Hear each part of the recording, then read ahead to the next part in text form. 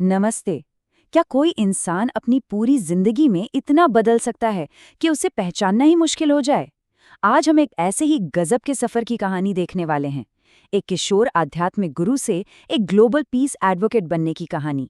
ये एक ऐसी यात्रा है जो दशकों और महाद्वीपों के पार फैली है। तो असली सवाल यही है। एक तरफ ये युवा चेहरा जिसे दुनिया गुरु महाराज जी के नाम से जानती थी, और दूसरी तरफ आज के ये सम्मानित शांति शिक्षक जो यूरोपियन पार्लियामेंट जैसे मंचों पर अपनी बात रखते हैं। आखिर ये बदलाव हुआ कैसे? यही वो पहेली है जिसे हम आज समझने की कोशिश करेंगे। तो चलिए इस बदलाव की जड़ तक चलते हैं। ये सब शुरू हुआ 1980 के दशक की शुरुआत में, जब एक बहुत सोचा समझा फैसला लिया गया। ये सिर्फ कोई छोटा मोटा बदलाव नहीं था, ये तो पूरी पहचान को नए सिरे से गढ़ने जैसा था। अब देखिए ये बदलाव कितना व्यवस्थित था। एक एक करके पुरानी पहचान से जुड़ी हर चीज को हटा दिया गया। गुरु महाराज जी का टाइटल, आश्रम, यहाँ तक कि 1983 में संगठन का नाम बदलकर एलान विटैल कर दिया गया। भाषणों से हर तरह के धार्मिक रीति रिवाजों को हटाकर अपने दर्शन को कुछ बहुत ही सरल और सार्वभौमिक विचारों में समेट दिया। और ये बात इस कोटेशन से बिल्कुल साफ हो जाती है। ये किसी बाहरी दबाव की वजह से नहीं हुआ था। जैसा कि जाने माने स्कॉलर रॉन गिव्स बताते हैं, ये पूरी तरह से उनकी अपनी इच्छा थी। प्रेम रावत चाहते थे कि उनका संदेश किसी एक संस्कृति या विश्वास में बंद कर ना है जाए, बल्कि वो हर किसी तक बिना किसी बंधन के पहुंचे। तो इस बड़े बदलाव के बाद आखिर वो कौन सा दर्शन था जो सामने आया? चलिए अब इस पर नजर डालते हैं कि यह संदेश असल में है क्या। ये उनके नए सेक्युलर संदेश का सार है। लॉजिक बहुत सीधा है, लेकिन अविश्वसनीय रूप से गहरा।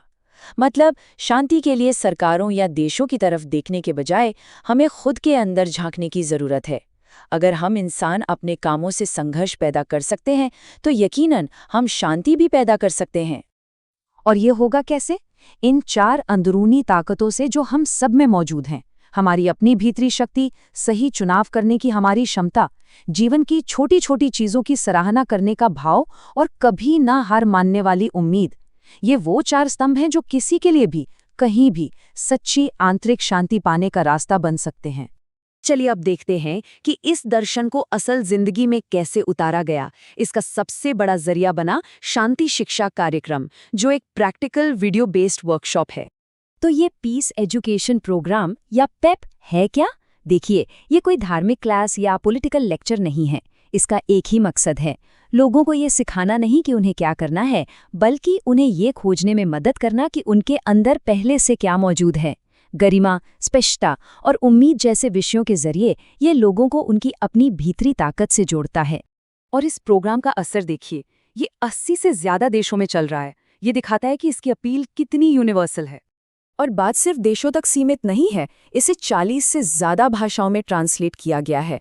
ये इस बात का सबूत है कि ये संदेश हर संस्कृति और हर भाषा के लोगों के दिलों तक पहुंच रहा है। बड़े बड़े आंकड़े तो एक बात हैं, लेकिन इसका असल असर तो लोगों की जिंदगी पर दिखता है। मैरीलैंड की एक जेल के कैदी का ये अनुभव बहुत कुछ कहता है।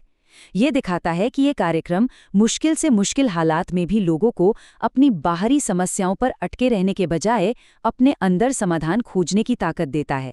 दशकों तक चले इस काम को आखिरकार दुनिया ने भी पहचाना। अंतर्राष्ट्रीय संस्थानों से मिली पहचान ने उन्हें एक शिक्षक से वैश्विक शांति के एक सच्चे राजदूत के रूप में स्थापित कर दिया।